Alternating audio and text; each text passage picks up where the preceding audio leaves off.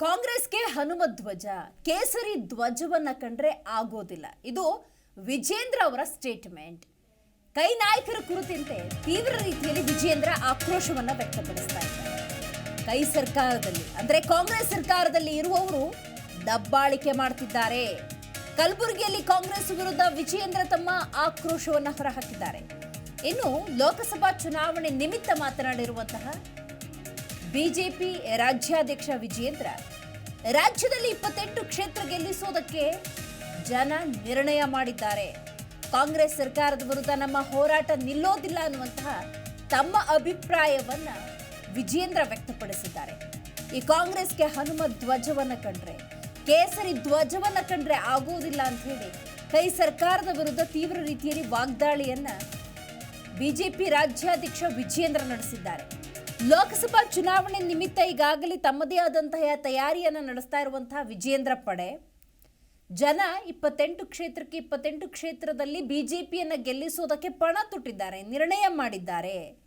ಸರ್ಕಾರದ ವಿರುದ್ಧ ನಮ್ಮ ಹೋರಾಟ ಅನ್ನೋದು ನಿಲ್ಲೋದಿಲ್ಲ. ಈ ಬಾರಿ ಕಳೆದ ಬಾರಿಯಂತೆ ಲೋಕಸಭಾ ಚುನಾವಣೆಯಲ್ಲಿ ಬಿಜೆಪಿಯನ್ನು ಕೈ ಹಿಡಿತಾರೆ ಅನ್ನುವಂಥ ವಿಶ್ವಾಸವನ್ನು ವಿಜೇಂದ್ರ ವ್ಯಕ್ತಪಡಿಸಿದ್ದಾರೆ.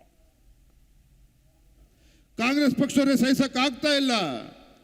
ನಿನ್ನೆ ದಿನ ಮಂಡ್ಯ ಜಿಲ್ಲೆಯ ಕೆರಗೋಡು ಗ್ರಾಮದಲ್ಲಿ ಅಲ್ಲಿರ್ತಕ್ಕಂಥ ಗ್ರಾಮ ಪಂಚಾಯತಿ ಸದಸ್ಯರು ಎಲ್ಲರೂ ಕೂಡ ಒಕ್ಕೊರಳಿನಿಂದ ತೀರ್ಮಾನ ಮಾಡಿ 108 ಅಡಿ ಧ್ವಜವನ್ನು ನಿರ್ಮಾಣ ಮಾಡಿ ಅಲ್ಲಿ ಹನುಮ ಧ್ವಜವನ್ನು ಹಾರಿಸ್ತಕ್ಕಂಥ ಕೆಲಸವನ್ನು ಮಾಡಿದ್ದಾರೆ. ಮಂಡ್ಯ ಜಿಲ್ಲೆಯಲ್ಲಿ ಕೆರಗೋಡು ಗ್ರಾಮದಲ್ಲಿ 108 ಅಡಿ ಎತ್ತರದ ಧ್ವಜಸ್ತಂಭವನ್ನು ನಿರ್ಮಾಣ ಮಾಡಿ ಅಲ್ಲಿ ಹನುಮನ ಧ್ವಜವನ್ನು ಹಾಕ್ತಕ್ಕಂಥ ಕೆಲಸ ಮಾಡಿದರೆ, ನಿನ್ನೆ ದಿನ ರಾಜ್ಯ ಸರ್ಕಾರ ಪೊಲೀಸರನ್ನು ಕಳಿಸಿ ಅಲ್ಲಿರ್ತಕ್ಕಂಥ ಮಹಿಳೆಯರ ಮೇಲೆ ಲಾಠಿ ಚಾರ್ಜ್ ಮಾಡಿ ಆ ಧ್ವಜವನ್ನು ಇಳಿಸ್ತಕ್ಕಂಥ ಕೆಲಸವನ್ನು ಮಾಡಿದ್ದಾರೆ. ಕಾರಣ ಏನು? ಕಾಂಗ್ರೆಸ್ ಪಕ್ಷದವರಿಗೆ ಕೇಸರಿ ಬಣ್ಣ, ಕೇಸರಿ ಧ್ವಜ, ಹನುಮನ ಚಿತ್ರ, ರಾಮನ ನೋಡಿದ್ರೆ ಅವರೇ ಸಹಿಸ್ಕೊಳ್ಳೋಕ್ಕಾಗ್ತಾ ಇಲ್ಲ. ರಾಮ ಭಕ್ತರನ್ನು ನೋಡಿದ್ರೆ ಸಹಿಸ್ಕೊಳ್ಳೋಕ್ಕಾಗ್ತಾ ಇಲ್ಲ. ಭಾರತೀಯ ಜನತಾ ಪಾರ್ಟಿ ಕಾರ್ಯಕರ್ತರು ನೋಡಿದ್ರು ಕೂಡ ಸಹಿಸ್ಕೊಳ್ಳೋಕ್ಕಾಗ್ತಾ ಇಲ್ಲ.